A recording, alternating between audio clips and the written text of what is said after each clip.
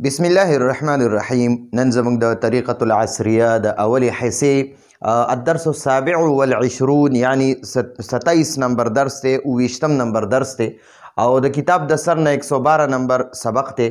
نن به مونږ په دې 29 نمبر درس کې ضروري قاعده وایو.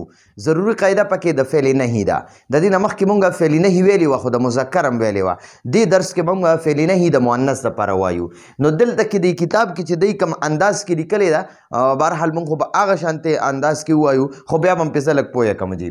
د فعل نهي واحد مذکر صیغه، د فعل نهي واحد مذکر صیغه کې د یا صرف یا اضافه کولو سره اخره کې به ورسره د یا اضافه وکړي چې کوم د فعل نهي مذکر واحد مذکر صیغه وي، د هغې په اخره کې به د یا اضافه وکړي او د یا اضافه کولو سره یعنی یا به پکې زیاته کړي، نو فعل نهي واحد مؤنث صیغه جوړیږي. ټیک شو جی. لکه لا تذهب دی چې سړي ته وایي چې ته مه ځه، نو هغه ته به وایي لا تذهب، ته مه ځه، دا با به ساکن وي. او نو چې دې ته اوس ته یوې ښځې ته وایي چې ته مه ځه، نو هغې ته به وایي لا تذهبي، د با سره به صرف د یا اضافه وکړي، دا یا به ورسره زیاته کړي. نو سړي دپاره لا تذهب ته مه ځه، او د ښځې دپاره لا تذهبي ته مه ځه. ټیک شوه. نو لا تذهب ته مه ځه ای سړیه ته مه ځه، او لا تذهبي ای ښځې ته مه ځه، او لا تجلس ای سړیه ته مه کښېنه، لا تجلس ته مه کښېنه. او ښځې ته چې وایي چې ته مه کښېنه، نو هغې ته به وایي لا تجلسي. چې سړي ته وایي ته مدد مه کوه، نو لا تنصر ته مدد مه کوه. او چې ښځې ته وایي ته مدد مه کوه، نو هغې ته به وایي لا تنصري. اخره کې به ورسره د دې یا اضافه وکړي، دا یا به ورسره زیاته کړي. ټیک شو جي. او بله اسانه طریقه د دې دا ده، ګورئ ما تاسو ته مخکې ویلي وو، ګورئ تضربو ته وخل کې، ته یو سړی وخل کې، تضرباني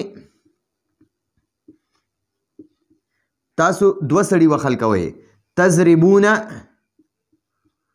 تضربونه تاسو ټول سړي وخل کوئ. ټیک شو جي. دا خو د مذکر وي، د حاضر مذکر.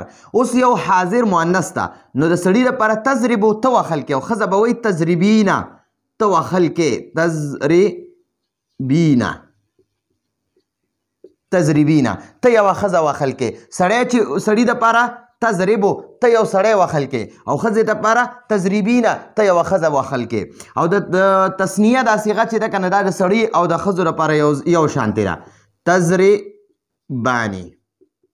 تضرباني تاسو دواړه ښځې وخل کوئ. او د سړو د جمع تضربونه دی، تضربونه، او د ښځو د جمع چې دا هغه تضربنه دی، تضربنه معنی تاسو ټولې ښځې وخل کوئ. اوس چې د دې نه تاسو د نهي صیغه جوړوئ که نه، بس شروع کې صرف لام الافلا ولګوه، لام الافلا. او چې د کمې صیغې اخره کې پیش وي که نه، ابه جزم کې، دا به جزم کې، داسې ساکن به کې. نو تضربونه لا تضرب ته وخل مه کوه، تضرب معنی ته وخل کې یا به وکړي. او چې ورته ته وخل مه کوه، نو لا تضرب ته یو سړی وخل مه کوه، لا تضرب ته یو سړی وخل مه کوه. او د نورې د تسنیې او د جمع صیغې نه به چې دا کوم اخره کې نون دی، بس دا به ترې ختم شي. لا تضربا تاسو دواړه سړي وخل مه کوئ. دا تضربونه دی، نو دې سره چې کومه لام الافلا ولګې د فعل نهي صیغه ته جوړې، بس د دې د آخري نون به ختم کړي. ٹھیک شو. خو د دې جمع مذکر سره به یو الف لګې چې نون ته ختم کې. نو لا تضربو تاسو ټول سړي وخل مه کوئ، لا تضرب ته یو سړی وخل مه کوه، لا تضربا تاسو دواړه سړي وخل مه کوئ، لا تضربو تاسو ټول سړي وخل مه کوئ. اوس چې یوې ښځې ته وایي چې ته وخل مه کوه، نو هغې په شروع کې به لام الافلا ولګې، او اخیره نه به یې دا نون ختم کې. نون دې ختم کو، نو اوس دلته دوه نقطو والا یا پاتې ده، نو دا دوه نقطو والا دا دوه نقطې به ترې ختمې کړي، او دا یا چې ده دا به ګول یا کې داسې. نو لا تضربي معنی ده ته یوه ښځه وخل مه کوه. چې سړي ته وایي ته وخل مه کوه، نو لا تضرب. چې ښځې ته وایي ته وخل مه کوه، لا تضربي ته یوه ښځه وخل مه کوه. دوو دپاره دا لام الافلا ولګوه او دا نون ختم کا. لا تضربا تاسو دواړه ښځې وخل مه کوئ. او د جمع دا صیغه نه ده تضربنه، د جمع مؤنث که هغه د غایب ده او که د حاضر ده، د دواړه صیغې چې دي که نه دا مبني دي، مبني. نو د دې په شروع کې بس صرف لام الافلا ولګوه، د دې دا نون نه ختمیږي. ټیک شوه. تضربنا او یضربنا دا دواړه صيغې د فعل مضارع د جمع مؤنث غائب او جمع مؤنث حاضر دا دواړه مبني صيغې دي د دې په شروع کې به صرف لام الف لا ولګي د دې د نون نه ختميږي نو لا تضربنا تاسو ټول خزي وخل مکوي چې یو خزي ته چې تو وخل مکوي نو لا تضربي چې دوه خزي ته تاسو وخل مکوي لا تضربا او چې ډیرو خزو ته تاسو وخل مکوي لا تضربنا تاسو ټول خزي وخل مکوي ٹھیک شو جی نو دا د مذکر صيغې وي دا درې لا تضرب لا تضربا لا تضربو لا تضرب لا تضربا لا تضربو لا تضرب ته یو سړی وخل مکوه لا تضربا تاسو دوه سړی وخل مکوي لا تضربو تاسو ټول سړی وخل مکوي او اوس د دې وخت د اگست طرف ته چیرې دا مؤنث دي نو یوې خزې ته چې وی لا ته وخل مکوه نو لا تضربي دوه ته لا تضربا او ډیرو ته لا تضربنا نو لا تضرب لا تضربي لا تضربا لا تضربنا لا تضربي لا تضربا لا تضربنا لا تضربي ته یو خزه وخل مکوه لا تضربا تاسو دوه خزه وخل مکوي لا تضربنا تاسو ټول خزه وخل مکوي نو د دې حاضر د فعل مضارع حاضر شپږ صيغې دي درې د مذکر درې د مؤنث نو د دې نه فعل نهي هم جوړیږي د دې نه فعل امر هم جوړیږي ٹھیک شو جی نو فعل امر څه ته وایي چې زه تاته د یو کار کول حکم وکم چې ته دا کار وکړه نو دې ته فعل امر وای او چې کله وایم دا کار مکوه نو دې ته فعل نهي وای خجي اوس د الفاظ معنی دي د الفاظ معنی نو یو طرف ته الفاظ یو طرف ته معنی دي نو لا تلعبي لعب يلعب معنی د لوبې کول او چې خزي ته چې ته لوبې مکوه یوې خزي ته چې ته لوبې مکوه نو څنګه چې لا تضربي دی کنه ته وخل مکوه نو دغه شان لا تلعبي ته یو خزه لوبې مکوه ته یو خزه لوبې مکوه لا تلعبي ته لوبې مکوه لا تلعبي ته لوبې مکوه اوس چې یاره هغه خزه داخليږي غایبه خزه ده نو هغې دپاره به تدخلو هغه یوه خزه داخليږي تدخلو هغه داخليږي مؤنث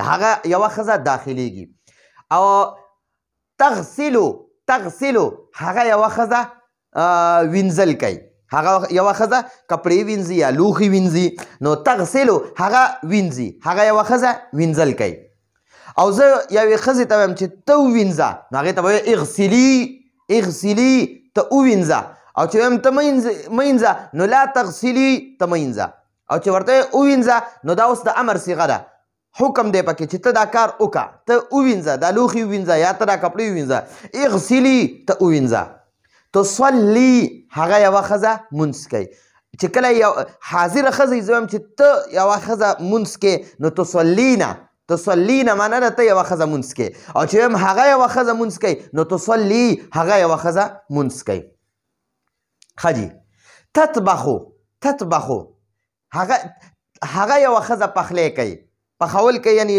اردو کې وایي پکاتی ہے وہ ایک عورت پکاتی ہے نو تطبخو هغه یوه ښځه پخلی کوي پخلی یعنی څه پخی یعنی یا چاول پخی یا دغه شانتې نور سالن وغیره سبزي پخی یا نور غوښه وغیره پخی نو هغې ته وایي تطبخو هغه یوه ښځه پخلی کوي هغه یوه ښځه پخول کوي پخلی کوي یو څیز پخی تیاری ټیک شوه او اوس ما ته مخامخ یوه ښځه ده زه هغې فرض که ته یوه ښځه یې زه تا ته وایم چې ته څه پاخه که ته پخلی وکړه نو زه به درته حکم کوم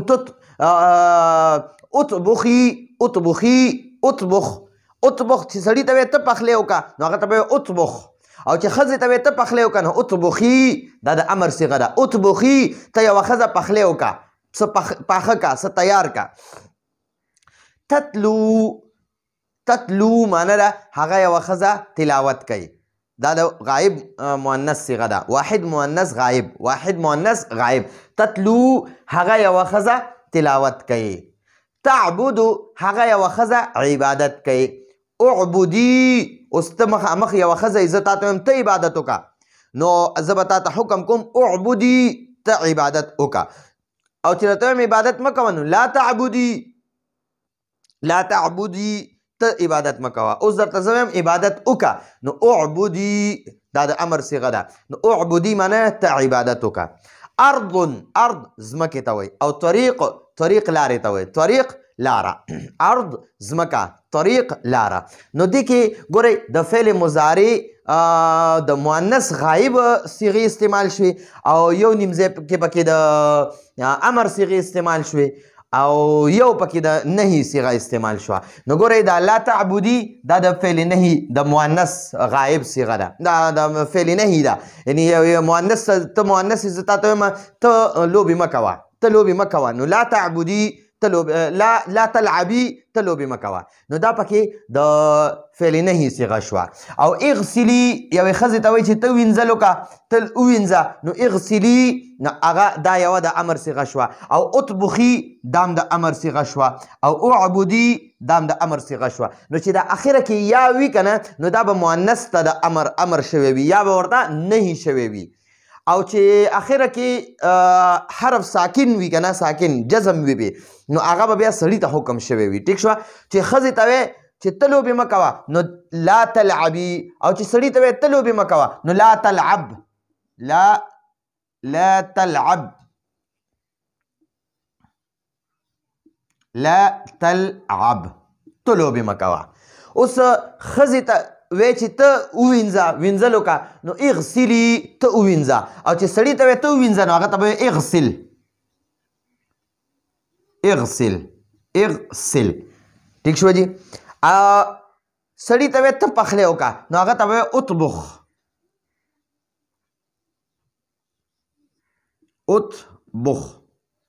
او چې ښځې ته وی ته پخلی وکړه نو اطبخي اخره کې ورسره دا یا اضافه کې.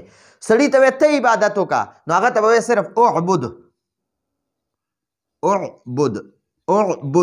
ته عبادت وکړه. او چې ښځې ته وی ته عبادت وکړه نو اعبدي اخره کې ورسره یا اضافه وکړي. ټیک شو. نو دا پکې څه د امر صيغې وي دا درې، او یو پکې د نهي صيغه وه. نو د مؤنث وي د مذکر د تما صرف چې صرف پہچان وشي.